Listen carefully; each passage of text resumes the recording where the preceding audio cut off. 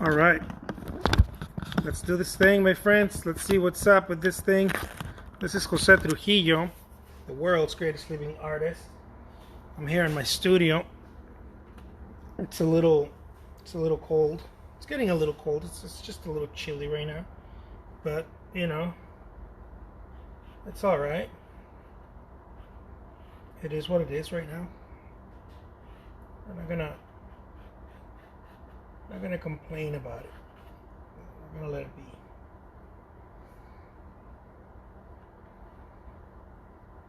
Look at this.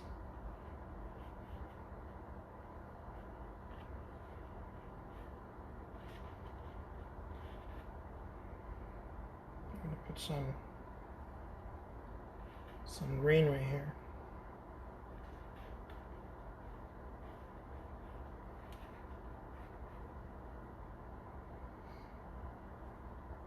We're gonna allow this to be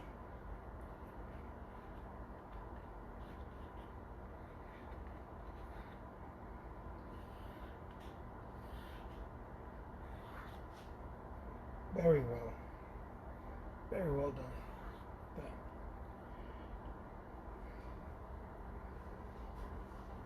Okay, we're gonna put a little glass right here, or like a teacup rather than a glass.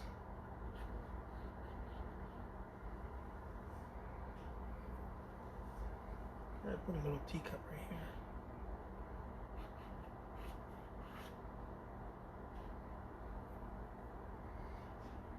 And on the teacup, I put a little something right here.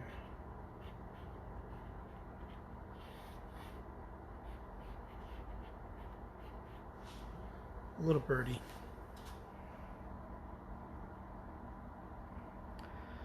That's the plan. That's the idea. Making some masterpieces every day. People seem to think that masterpieces is only something that happens very rare. But that's the idea. Making as many masterpieces as we can. Look at that.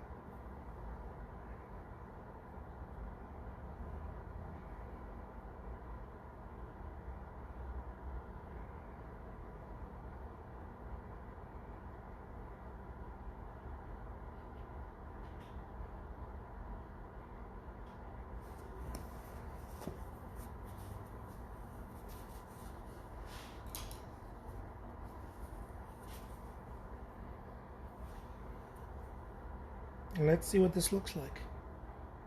This little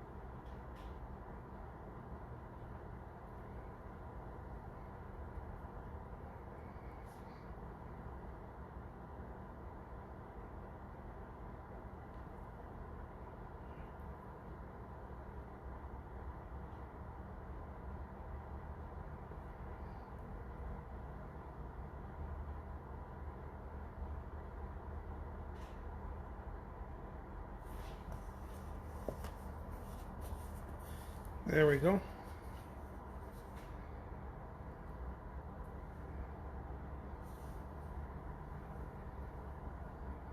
So I found out the best way to do this is to not think when you're doing it, and whatever that is, try not to think about it.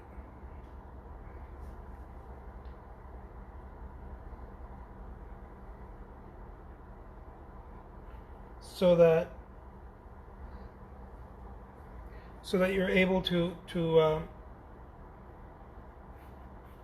really get in there,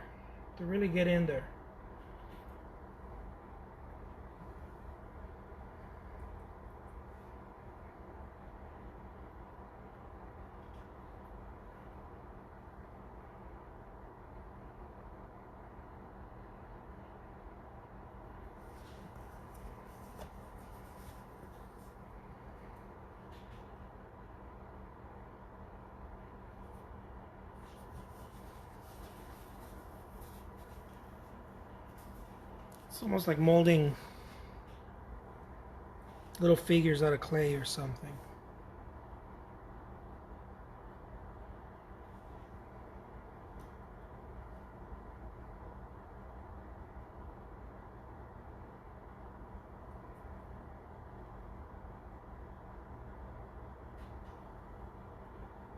Very, very simple.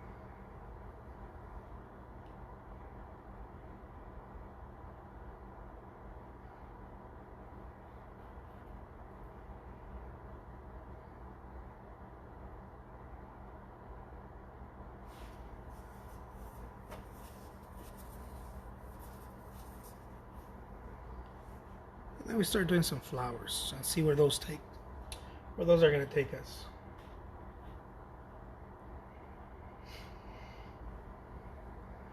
What I like about flowers is that they can really be anything, you know, just like a bird. A few brush strokes and you get your bird. Flowers the same way. They can really just be anything. There's no law that says that it has to be a certain way. Or something like that. They can really just be whatever you want them to be. That's what fascinates me about this.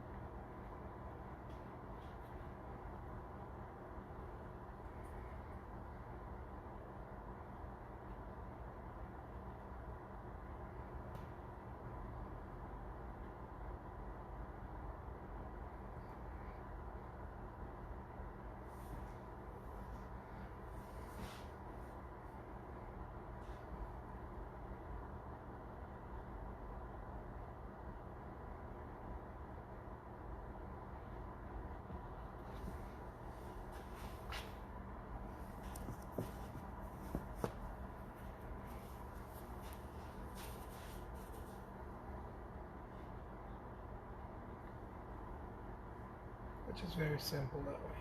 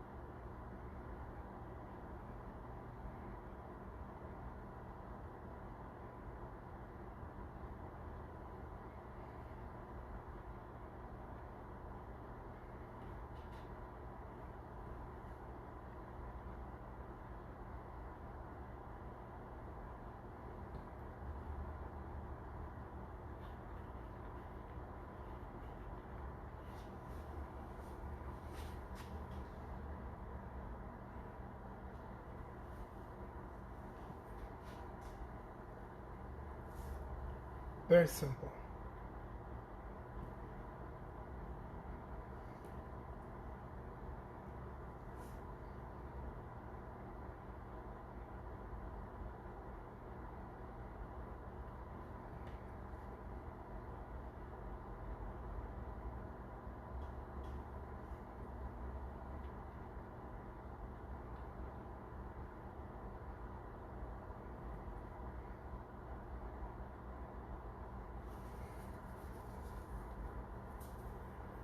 We're gonna get in there.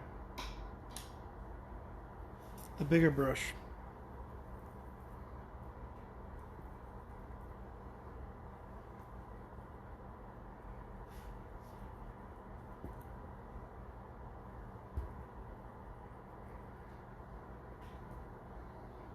just kind of go in there and see, explore, right? You want, I think what's important about painting is exploring. I want to go there and explore. Something works, cool, keep doing it. It doesn't work, you can change it up.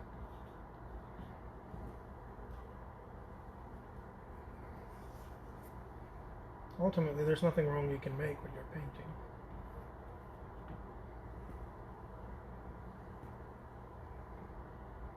I mean, as an artist, if you understand that, you already won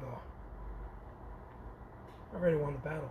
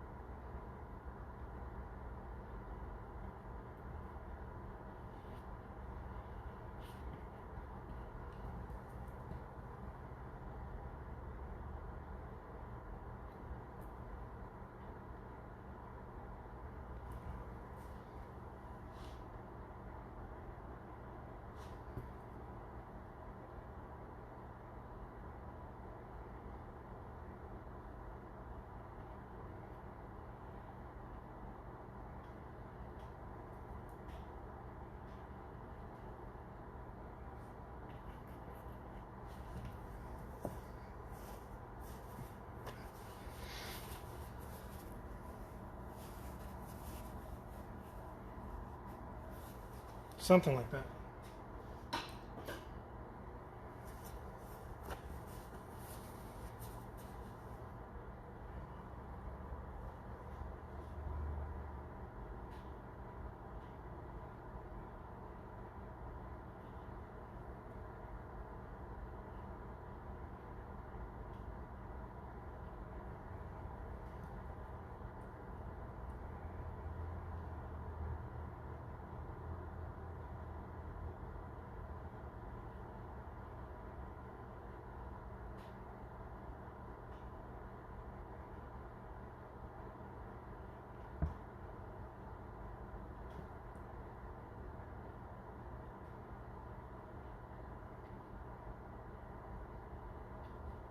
Just for fun. Just a little je ne sais quoi.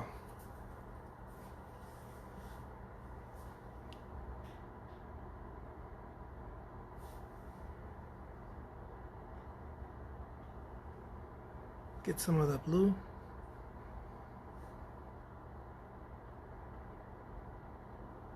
And adorn the base with it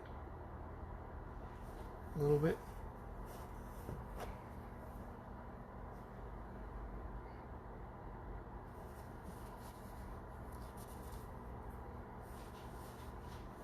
Then I want to get some of that lighter color.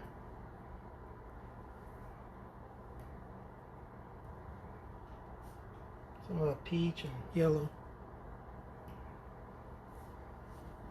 Just put it right here.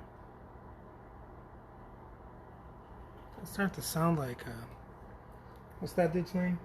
Bob Ross. I'm the Mexican Bob Ross. I'm like un pajarito aquí, cabrones. In no time, watch.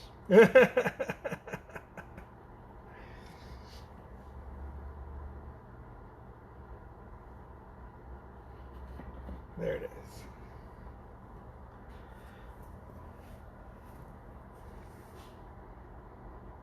I think it's inevitable to start sounding like Bob Ross when you're painting, because you're like, oh, I'm gonna do this little thing over here, you know. And before you know, you start using your sexy voice, because you're so engaged in what you're doing.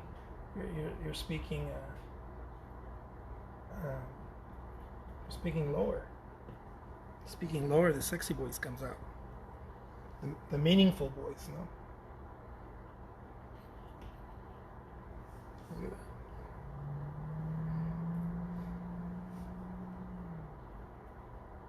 have to worry about that because I'm Mexican. I naturally have a pretty fucking sexy voice already. But the Bob Ross thing, man, I have to try on that. I have to try a little harder. The whole peaceful stuff.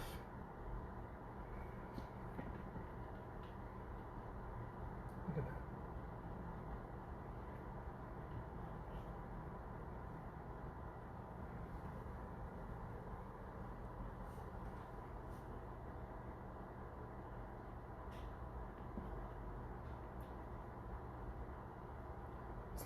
It's like my brothers from Spain.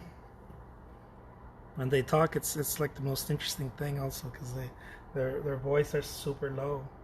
Not everyone's, of course, but a lot of my Spanish people, their voices are so low that they sound freaking sexy already. You know, you talk to like it doesn't matter who it is. You know, young person, older person. You know, I remember the first time I watched a Spanish movie. I saw these little kids. They're like, "Hola, me llamo Manolo." I was like, "What the fuck?" They have like these super low voices. In Mexico, it's a little higher pitch, depending on the region. It's a little higher pitch.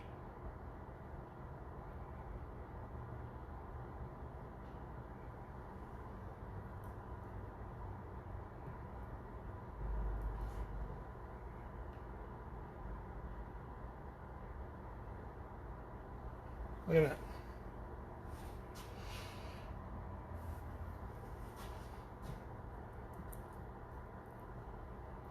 No voices are sexy. I don't know what to tell you guys.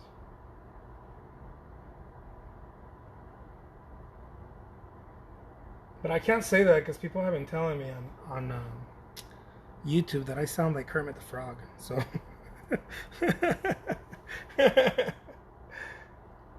So I don't know if I'm the right person for that.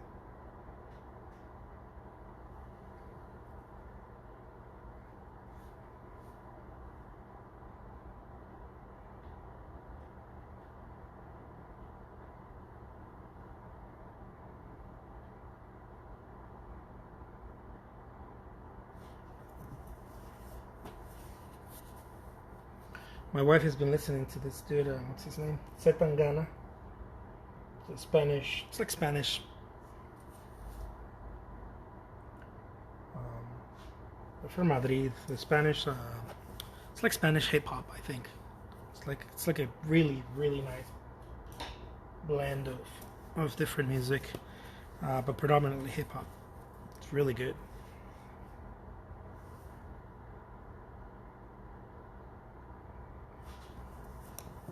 And they also have those sexy voices. It's like, damn.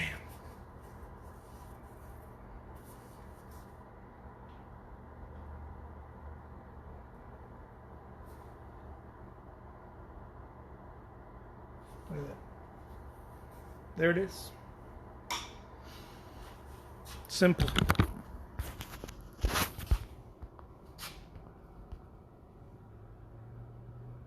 Just like that, my friends. Very simple.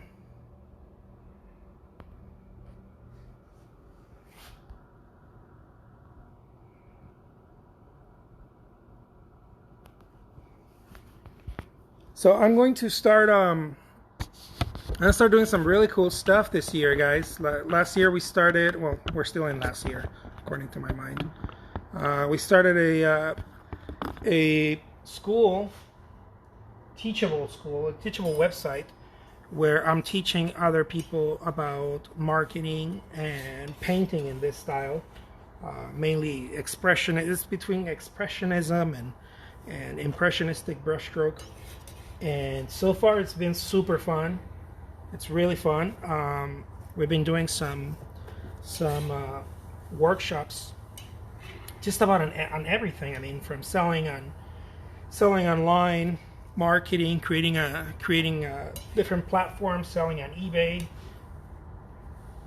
follow up, all that good stuff, and also I've been sharing some workshops on painting, drawing, composition, color theory, and on, and it's been really fun. and we're gonna start cranking it up. We're gonna really start cranking it up and share some new videos, some new stuff. So we'll see how that goes. I'm very excited actually. I think that there's a lot to cover. There's a lot to cover still, and so it's gonna be fun. For those of you who like that type of deal, you're gonna have a lot of fun watching those videos. And of course, I'm still going to continue to create videos here on Instagram. You know, all the platforms that I do: Instagram, Facebook, LinkedIn, YouTube. But the videos that I'm talking about, those are just mainly on Teachable. Teachable is like a what kind of platform is that? It's like a Patreon.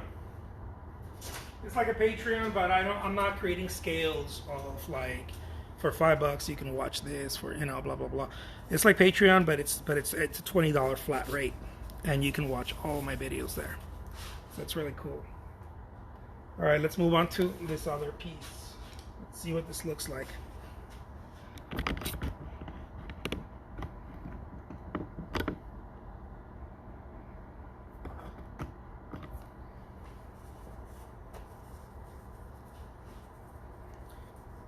Man, it's been a lot of fun doing this stuff. Also, I want to thank you guys for helping me get to 40K followers. That's really awesome. Very, very thrilled about that. Those of you who have been following and liking, sharing the stuff, I'm very grateful for you guys. Thank you.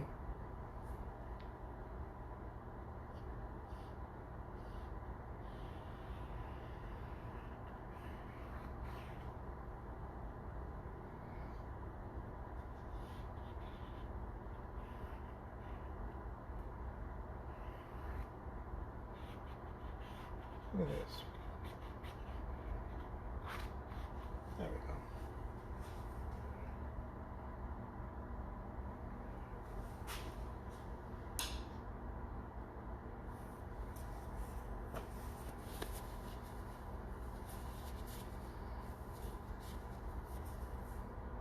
So I'm going to start with some black here.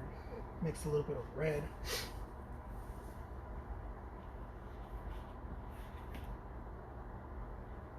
Black and red, man. You can't go wrong with black and red.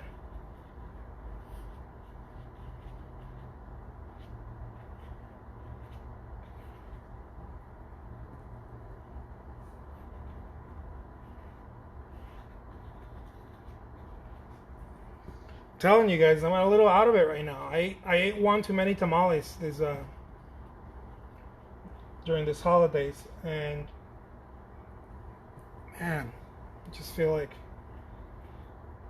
I'm super blessed. I'm very grateful. It's all been really, really great.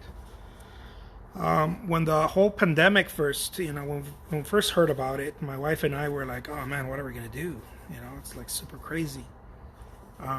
But it seems like we got even more. It doesn't seem that way. That's what happened. We got even more blessed during this time, and I don't know if it was one thing or another. Who knows what it was? I can't even put my finger on it, nor I want to. But it seems like everything just worked out fine for us. And I know it's not the same case for a lot of people out there. And so I got nothing but to feel blessed and grateful. The fact that our business didn't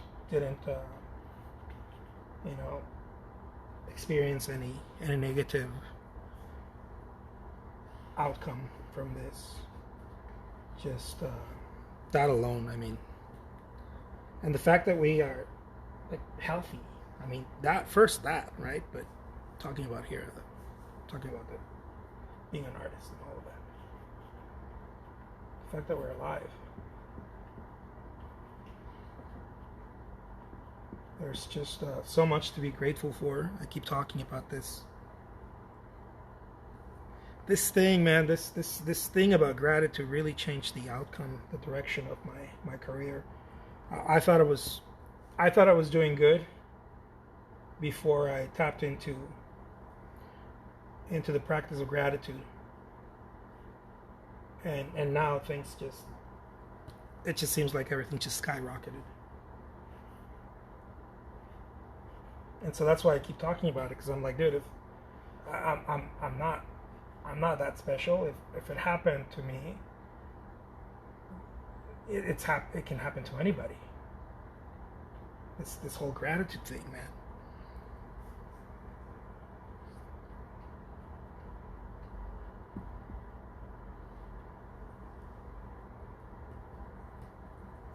Been doing some videos on it. We might even do a gratitude practice workshop. I know some people ask me about it. We might even do something like that for the artists who are signed up to the subscription.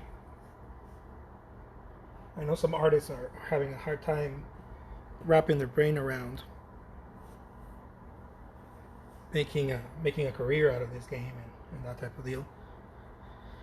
And yeah, I'm a firm believer of working hard and all of that stuff, but nothing compares to doing it while being grateful.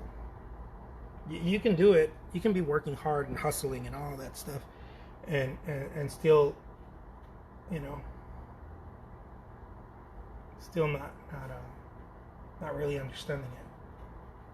So to me, what the life changer, the game changer for me, was when I really started to get my teeth synced in to this whole gratitude thing. Not as a theoretical thing, not as I read this book, and no, I mean I've been on this thing, this spiritual path or whatever you call it, since I can remember. It's not that. It's when you actually start practicing it. And when I tapped into it as a practice, not as something that I knew, but as a practice, it literally just, like I said, started skyrocketing everything for me. I was like, whoa, I didn't even have an idea that, sometimes we know things and we're like, yeah, it's true, but it just sounds true, and we even talk about it with other people and we're like, yeah, this thing. And then you get to a point where you're actually practicing it and you're like, whoa, man. I had no idea what it was. That's what I've been feeling lately. I've been feeling, what do they call it? On the clouds.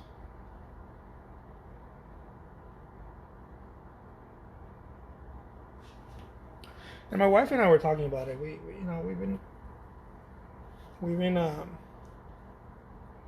been wanting peace in our life. I think like just about everyone else.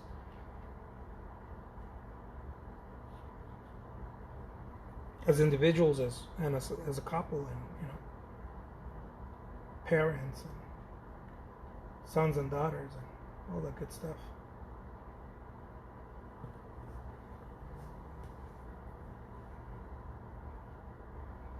We talked about it.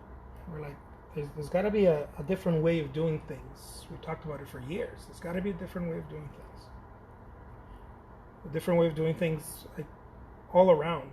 Not just our personal lives or our business, all around. It's got to be a different way of doing things.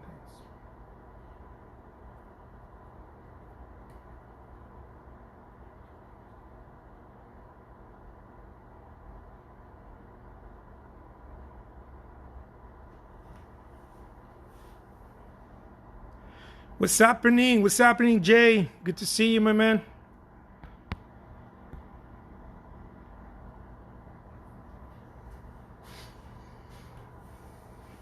And to us, that was the game changer. Gratitude. Looking for that.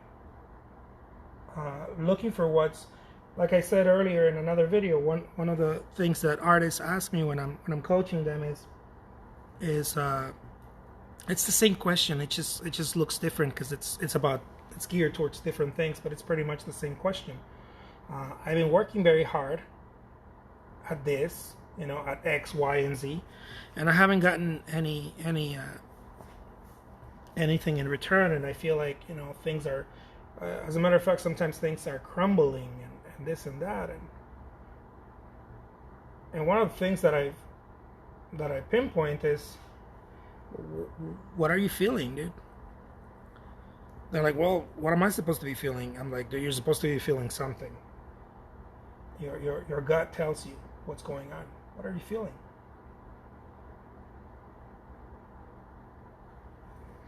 Are you feeling anxious? Are you feeling desperate? Do you feel like you need to bring in cash now? And as a result, what is the feeling?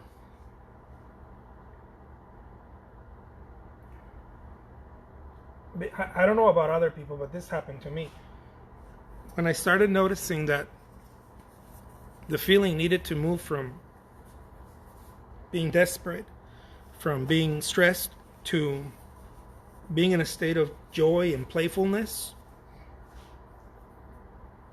I mean, that's the feeling you want to be looking for. What makes you feel joyful and playful?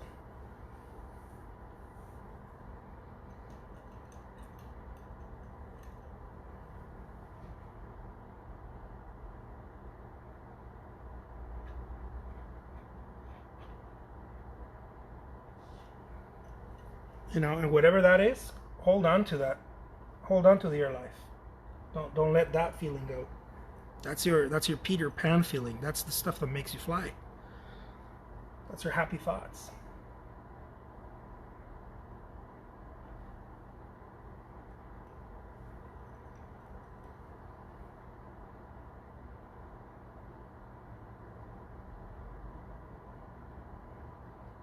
Breathe into that stuff.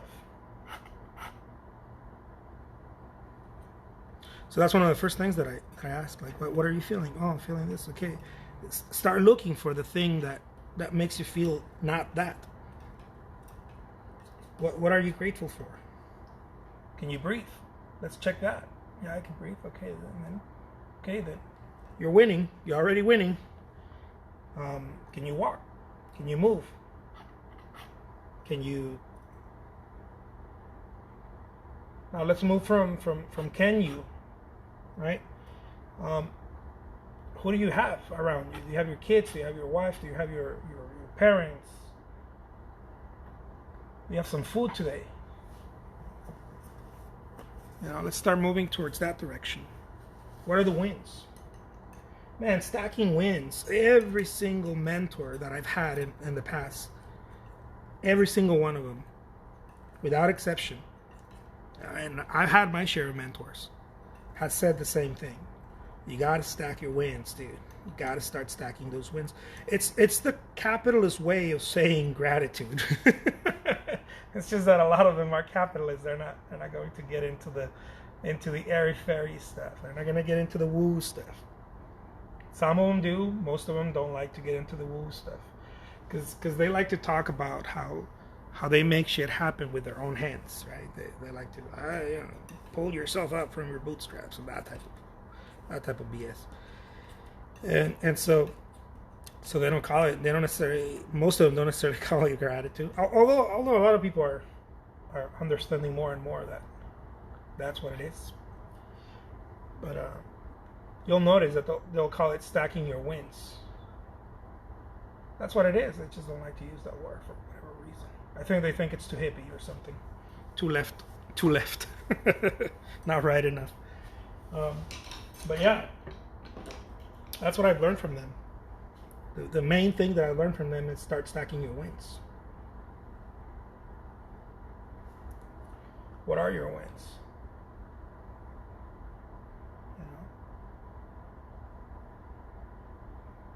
Every single mentor that I've had, without exception, believes in manifestation. But they won't call it that. They won't call it that. They call it all sorts of different things, but it's the same thing. They believe in the power of your words.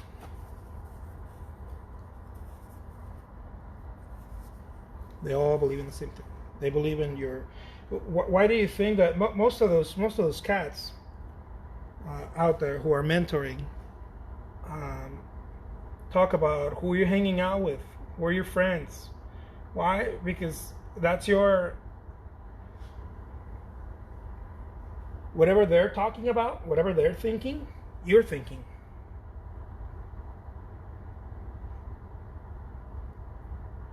If you ever get into, I don't know if you've had, those of you listening, but if you ever get into a serious mentoring program with any of those cats, whether it's Ed Milet, David Metzler, Grant Cardone, any of those cats, if you ever get into any of those programs, you'll watch one of the very first things they talk to you about. They're gonna, well, David Metzler is more about the woo-woo stuff than the others, but one of the very first things they'll tell you is who you're hanging around with, who you're talking to.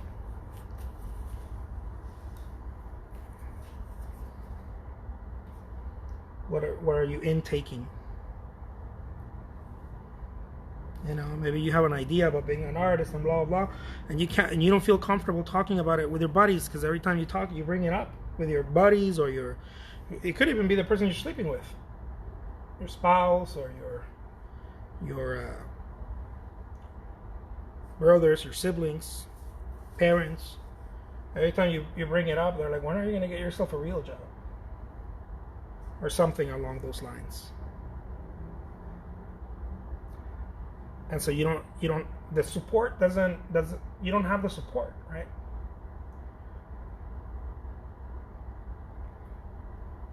I was listening to this dude, David Goggins, pretty intense guy. He's talking about, I think it was him. It was either him or Tony Robbins, one or the other. I don't remember who I heard it from exactly. I could swear it was Goggins, but it might have been Tony Robbins. Anyways, he talked about how people that come out of the military, many things are interesting about that. They for once, they feel like they don't have their cape on, you know, like they feel like they're stumbling all over the place, not necessarily seeing combat or not.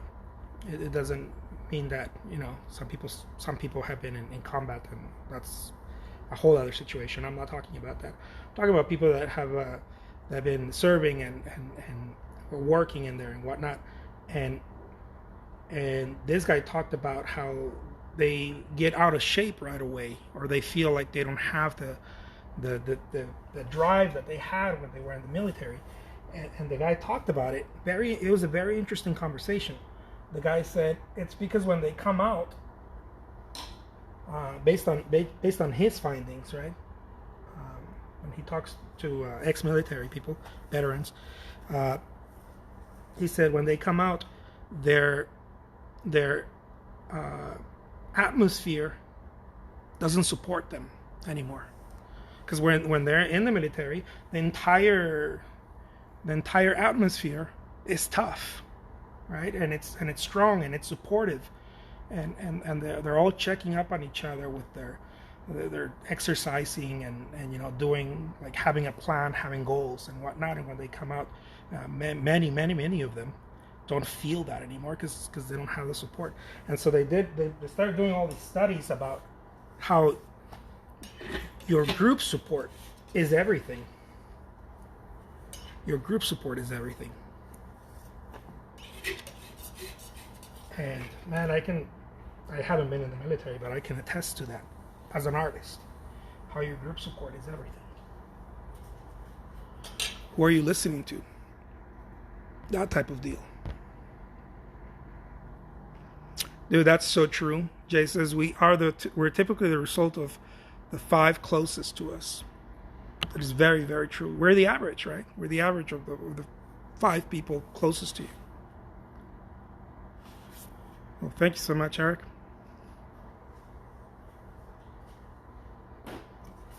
And so I found that very interesting, how the environment If the environment doesn't support you, we're like plants.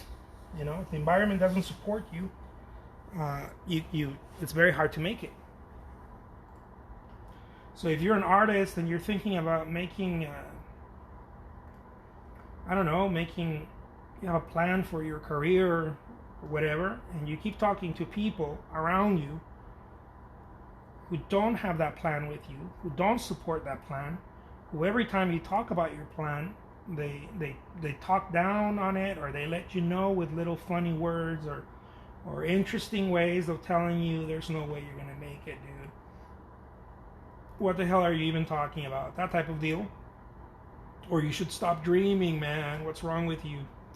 You know, you're going into your 40s or 50s and you keep talking about that stuff. You know, something's wrong, man. Blah blah blah. That's all negativity.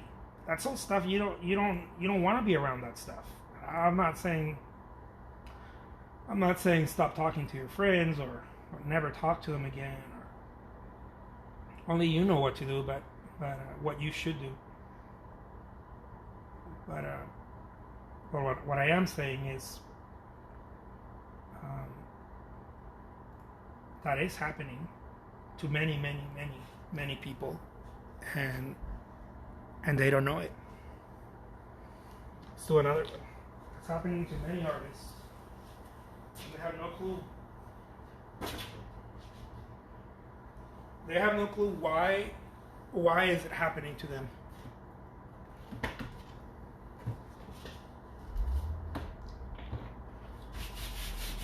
You know, you finish talking to a friend, a buddy, a spouse, or whatever. You finish talking to them and you feel like, ah, man, like, why do they have to, like, those little digs, you know, that little negativity? Why do they have to say that? Or maybe you didn't say anything. Maybe they didn't say anything to you, but you felt like some sort of uneasiness about it, or some sort of shame about it, or, you know, every time you bring up something about your career or something, there's some sort of shame around it, or something like that. That needs to be handled. That thing needs to be handled.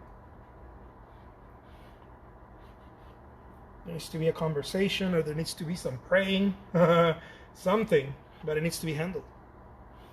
Some meditation.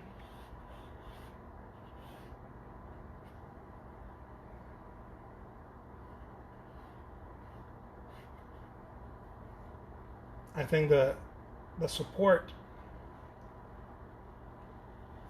is extremely important, and I know many artists don't have the support, and their careers are considered a joke. I know mine was for years and years. I was very lucky that my wife didn't consider my career a joke. But many people have, and so that's difficult. It's difficult to create a career when around this idea, when people around you don't support it. There's no support around it, and the support can be as simple as keep going, or as simple as not saying anything. Sometimes it's much better when they don't say anything.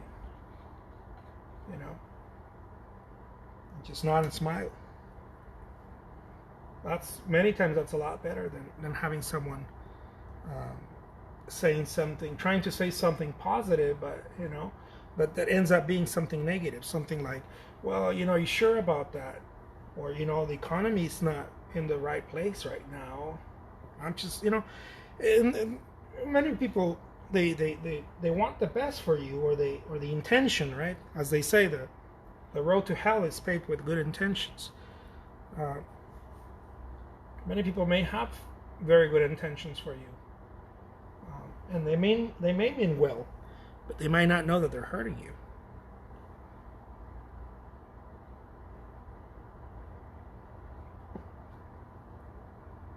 And so it's very important to check that. What's going in your ears? What's going in your heart? What's coming in? You know, what kind of stuff do you listen to when you're in your time off, when your moments off? You're listening to something. I'm not just talking about productivity. I'm not just talking about something productive, but something positive. It's not just about productivity. It's about something positive, a positive message. Man, I've listened to pastors. I don't even believe in Christianity like that, and I listen to pastors. I do. From time to time, I'll listen to someone who has a great message, and I'll be like, "Oh, that's a beautiful message." We might not agree on everything, or on many things, but it's a beautiful message. That person understands that message, or whatever, you know. That kind of deal. I'll try to soak up as much positivity because it's so important. I find it to be so necessary. And I used to do more so some years back than I do now. I don't do it as much as I used to. I find myself much more content without quote unquote searching or you know. But I know there was a point in my life where I needed to, and because most of the stuff that I was listening to around me was very negative. It was very disempowering. And not just by others, but by myself as well. You know, before you know it, you start running a negative commentary in your mind about how you're not good enough, or how you're not going to make it, or whatever that means. You know, especially if you've had a history on something, history on a business. Maybe you started a business that didn't work, or you had to close down, or it failed, or whatever, and there could be some negativity tied to that. I know for us there was. We started a business that we couldn't take further, and there was a lot of negativity around creating a brick and mortar again. My wife and I, there was a lot of resentment, you know, about no, brick and mortar's just, you know, they're just not it, because that's the experience that we had for a short period of time. It's not even the experience that we had alive, you know, being for a long time. It was a short period of time. It was a short experience.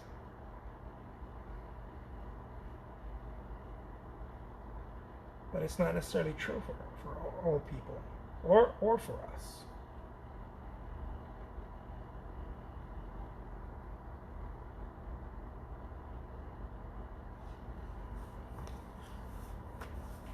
So more and more, I find it very important to guard yourself, guys. Those of you who are artists and you're looking to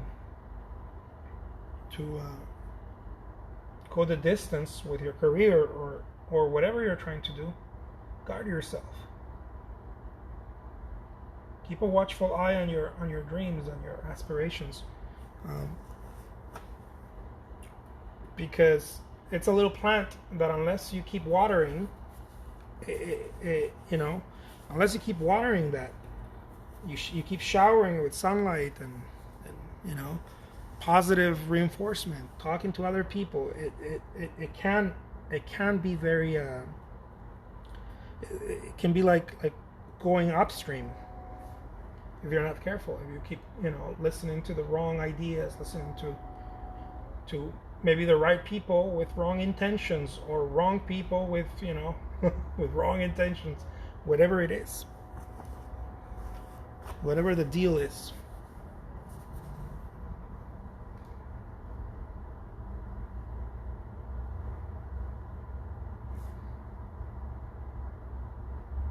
Words are very important.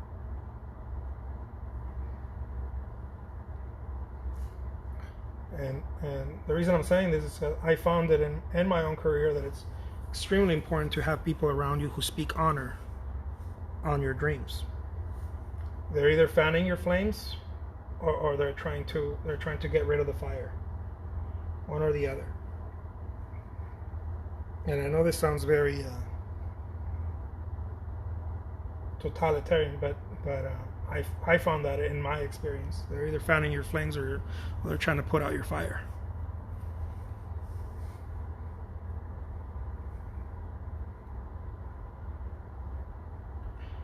And I know I wasn't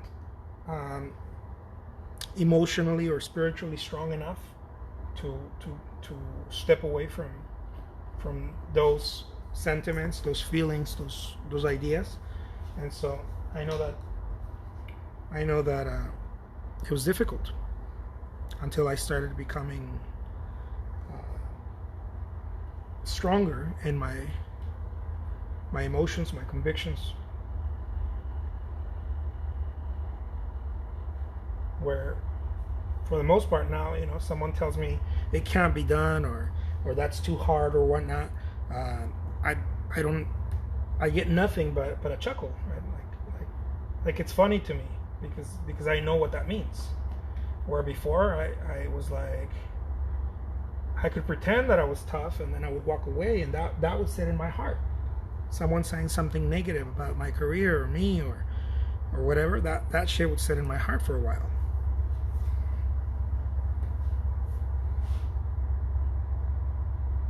Where now it's a joke to me. I've practiced that enough that it's I just don't let stuff like that in anymore. Or long enough, depending also where it comes from, right? Usually when it comes from a very important person in your life, it's a little harder. But even that has had its it rode its momentum already. And so I've been very blessed with that as well. The fact that those things don't fuck with me anymore. Surround yourself with fans if you want your fire to stay stoked. I love that. Yeah, it's just so important. It's just so important. I see a lot of artists that I talk to a handful of artists every day in different ways, whether it's email or DMs or whatnot. Before I go to bed, I reserve like 30 minutes to get back to hardest questions and that type of deal. And I see the same thing over and over. The same thing happen. Family members or other artists or galleries, they just, or I don't know, or me, right? My own ideas about myself, I don't think I'm good enough, or I don't think I'm commercial enough, or I'm too commercial and I'm not unique enough, and it's surrounded by some sort of not enough. It's some sort of not enoughness.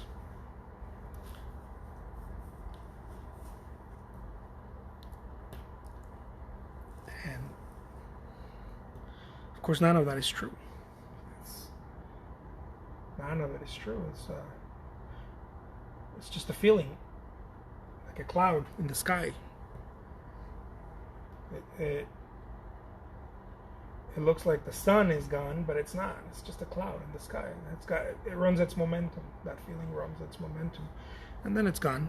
And then the sunshine reflects, again, shines through. But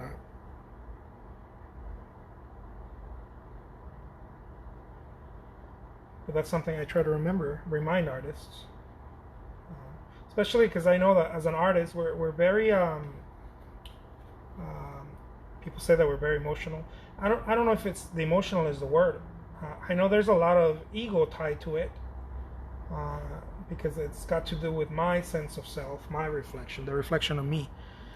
My artwork is a reflection of me, type of deal. So there's a lot of ego tied to being an artist, but there's also a lot of beauty tied to it, because we're sponges. We're sponges. We very what is it? Empathic. Is that the word, empathic? We have a lot of empathy.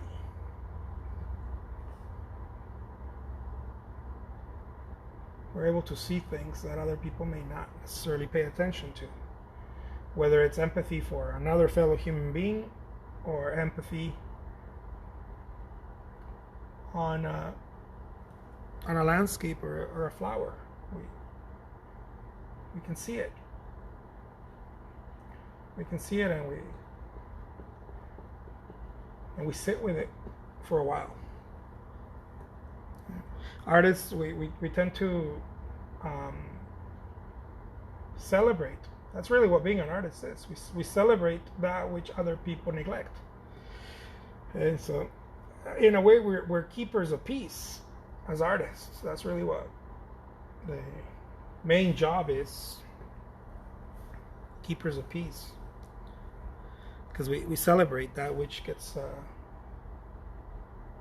forgotten or neglected by the rest of the world. Think of it, some flowers. Why is it that we put so much attention to flowers, or a concept, an idea, a dream, or something, and then we put so much attention to it that we even put a frame around it, and we almost put it on a pedestal, right? We like to hang it on a wall, and we want everybody to see it.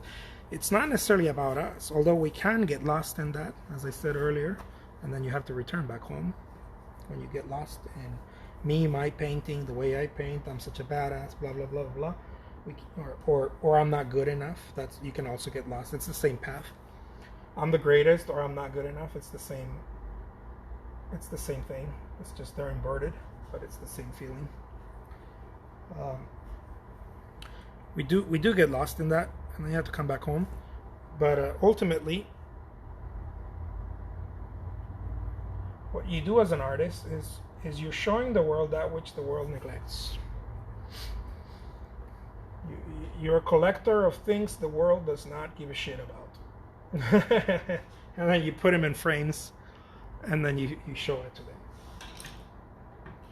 them. And then the world says, oh my God, such beautiful flowers. But they're always walking around flowers. They always see flowers. You know, people look at a painting of flowers and they're like, it's so beautiful. But they went to the grocery store, they saw flowers, or in their garden or whatever, and many times they didn't stop and look at them. The neglecting of not being in the present moment. And so the artist knows that intuitively, and the artist is like a little dog that goes and starts wagging its tail and barking and saying, look at me, look at me, look at me. To the human. Pay attention to me. Because if you pay attention to me, you're paying attention to what's in front of you and not what's in your head. If you pay attention to what's in your head, you're fucking gone. You're not living anymore. You're alive, but you're not living.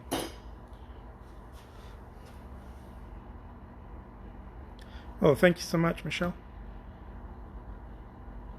Where can I buy your paint colors? Blick Art Supplies has them. They're this brand right here. Winsor & Newton. You can screen grab that if you want.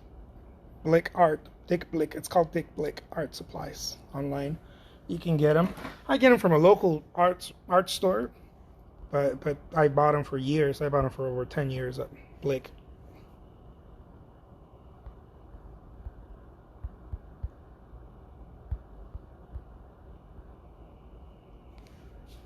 Look at that. So I wanted to get the feeling of, like, you know, when you, like, almost like if this was made out of tin or something, and then it's bent and hit from different places, and it's had a rough life, but it still shines. Kind of want to go for that. Who knows if I do. Yeah, absolutely. So that's the idea, my friends. I'm going to paint another one for those of you who want to hang out. By the way, I'm auctioning this painting tonight on eBay, and the auction will start at $1. It measures 12 by 16 inches, and it's oil on stretch canvas. Very simple. Okay, very simple stuff. But who knows, if you stare at it long enough, you might start looking at something beyond the painting.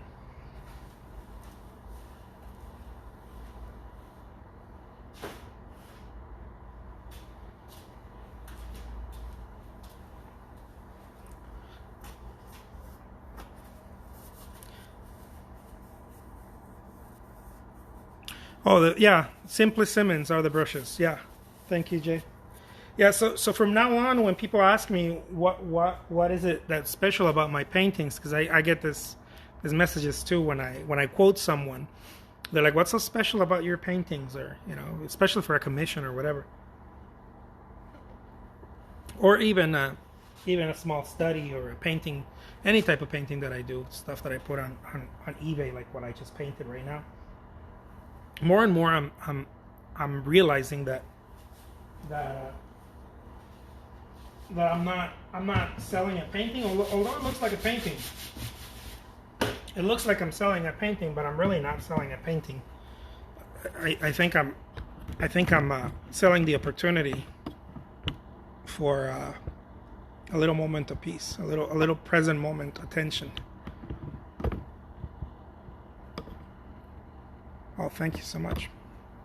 More and more, I'm realizing that, and so somewhere in my CV, in my curriculum vitae, or my artist statement actually, not my curriculum vitae, but my artist statement, I'm gonna have to start rearranging my words about what I'm selling here.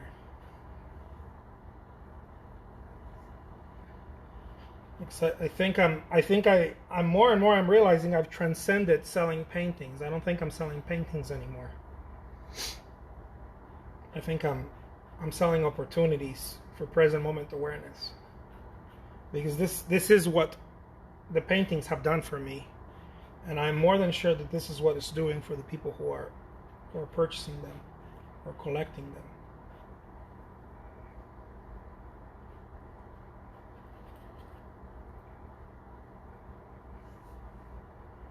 The more we live, the more we learn, huh?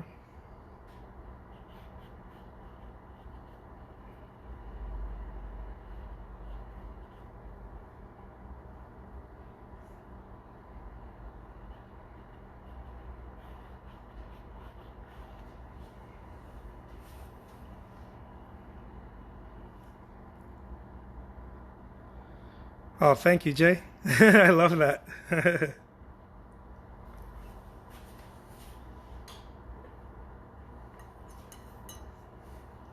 Yeah, that's really something cool. When I first started as an artist, I was using very expensive stuff. Um, you know, Belgium linen, that type of deal. Nothing wrong with that. It's beautiful to honor your work, and want to use the best possible materials money can buy. I was only using professional grade artist paint.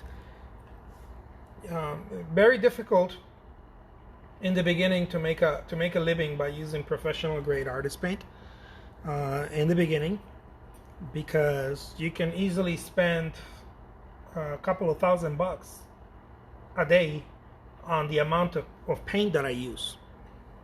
The amount of paint that I use, I could easily spend a couple of $1,000 on professional grade artist paint. I mean, I'm talking about highly pigmented oil paint. And so I had to find a different way of approaching it. And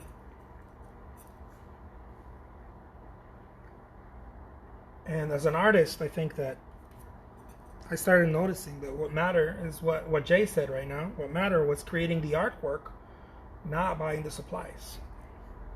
Supplies are important, especially when you as an artist, you start demanding more out of your supplies. But I didn't take that route. That's a very common road.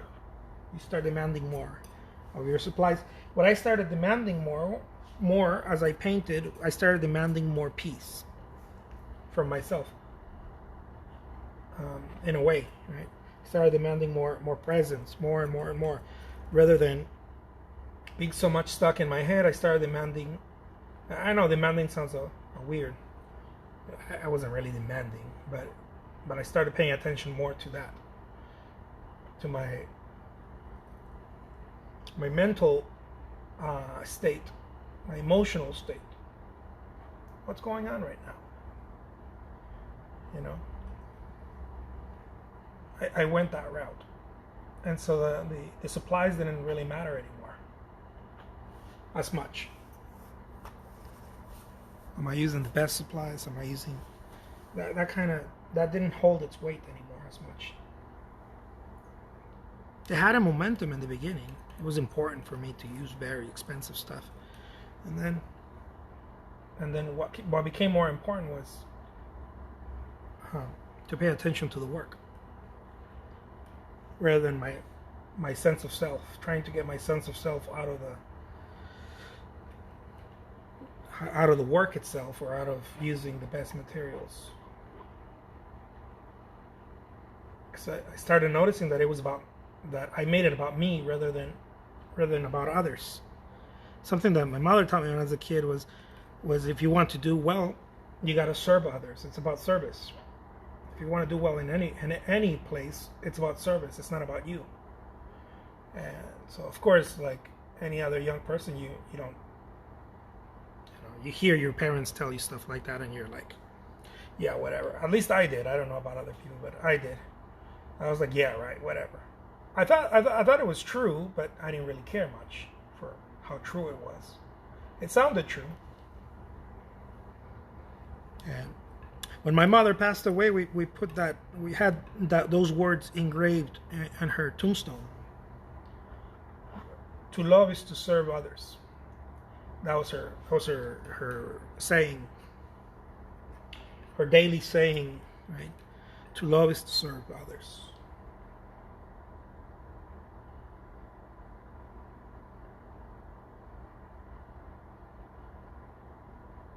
An act of kindness, an act of service.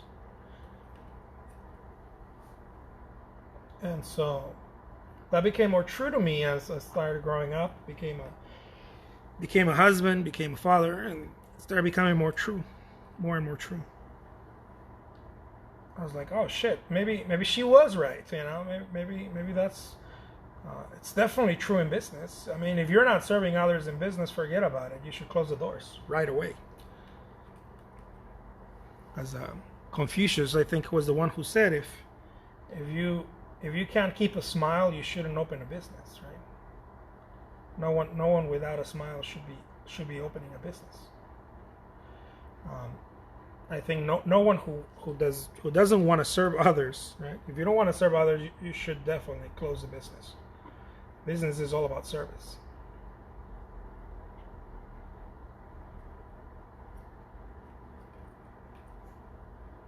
Many times people don't buy from you because of Many times people don't buy from you because of how good you paint, or on and on. Many times people buy from you because they believe in you. They believe in what you have to offer, not necessarily the physical aspect of what you have to offer, but the intangibles, such as the communication, the meaning behind it, and on and on. It's the service. The service is much more powerful. I've talked to a handful of bigwig CEOs, and they all agree with it. I've talked about this with them. They all agree with it. Service is everything. They couldn't have never built their brands or businesses without service.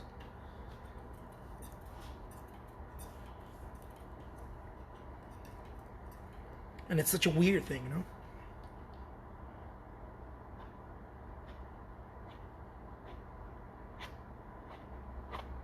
You can't really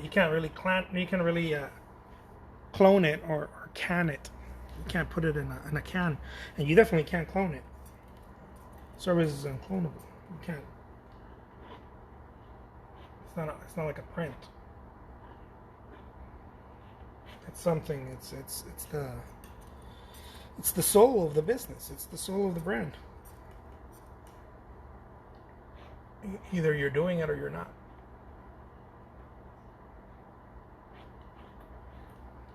By the way, service doesn't necessarily mean the extras or this or that. No, service is also it's in every brushstroke that you're doing in your painting. This is service. It's the quality in which you do things. It's the attention that you're giving it. it's the love. You know, you go to a place where I always go to this place, this breakfast joint. It's lunch and breakfast and lunch in my where I live. I live in a downtown area here in Tucson, and there's this place called the Little One. And man, every time I go there, it's like they never let me down. The owner, well, one of the owners, it doesn't matter which one, they were all taught that. I am sure of it. They were all taught that. They have a wonderful mother, they had a wonderful father, they were all taught that. You can tell when someone's taught something very special in their lives. And they were taught service. They know what service looks like. If you're ever in Tucson, Arizona, and you want to know what service looks like, I dare you to walk into the Little One. It's called the Little One. It's a little restaurant. I dare you to walk in there if you want to know, if you want to find out what service looks like.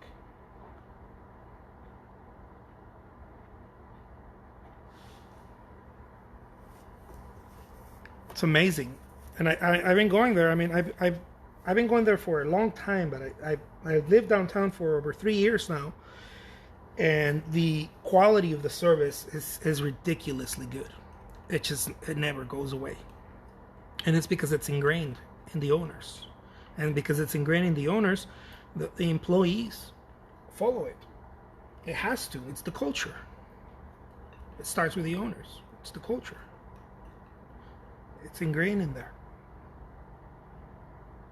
You ask for anything and everything's given to you with a smile. A genuine smile. Not a bullshit smile. A genuine smile. And you're always giving more. You're always giving more than what you're paying for. Before you leave, she won't let you leave before giving you a hug. And it doesn't matter who you are. You could be a person that only spend $1 in there, or you could be a regular like myself. It doesn't matter. Because it's service. And this is one of the reasons I wanted to do this videos. You know, although people tell me all the time that not many people watch your videos. Why do you keep doing them? It's so that people can see the artist. One thing is to put paintings on on the platform and get people to be like, oh yeah, I've seen his work, he's amazing, oh yeah, great artist or whatever. And trust me, I've done that without, I've sold a lot of work without having any social media presence. But it's ultimately, it's not about that only. It's about reaching people, touching people, having, I know it's a monologue here, but having a meaningful conversation. Sometimes I feel like we're having conversations because people write back.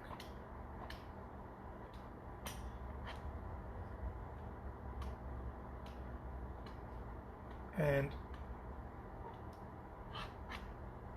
taking it beyond just another painting. You know, taking this thing beyond just another painting. Oh, he's not just another artist. I've heard this cat talk. I've been around this cat. This Jose Trujillo, dude. Dude, this Jose Trujillo, he's legit. He's a person. I've been in his lives. I know how he thinks. Dude, I even know what his mom told him. To me, that's service.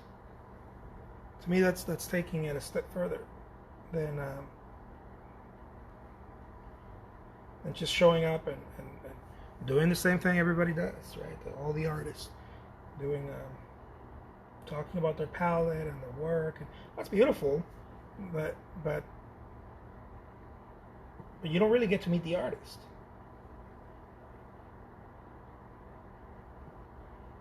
And know what the artist.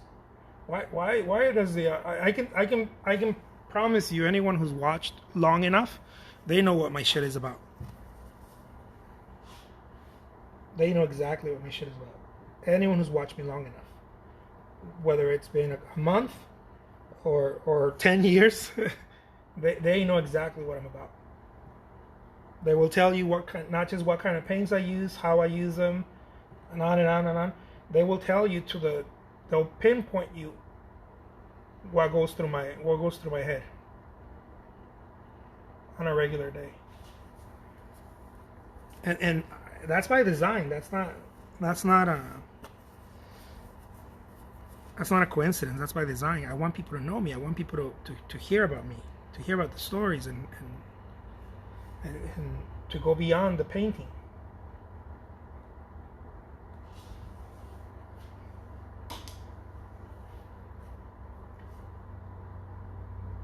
Look at this. And let me show you this from a front view. There we go. Big old mess. That's what I love about painting. You ever watched a Corbett up close? One of his seascapes? It's a big old mess. A mess makes a good painting. Okay, let me wave to people. What's up? What's up? What's happening? What's happening? What's happening? What's happening?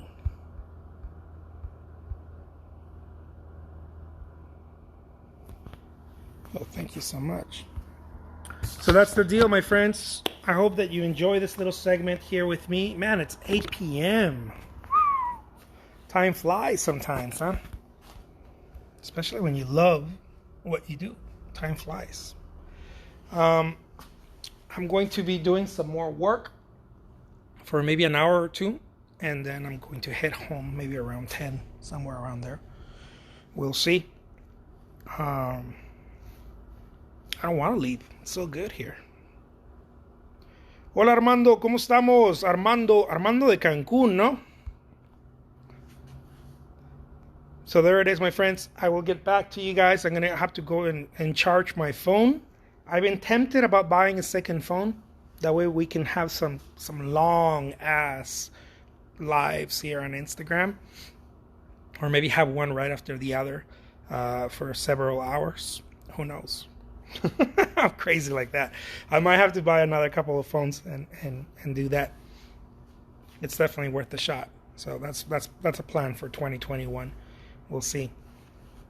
Okay, my friends. Have an amazing day. Thank you so much, or night. I'll be back and show you guys some more of my stuff here. Take care. Thank you. Thank you for watching.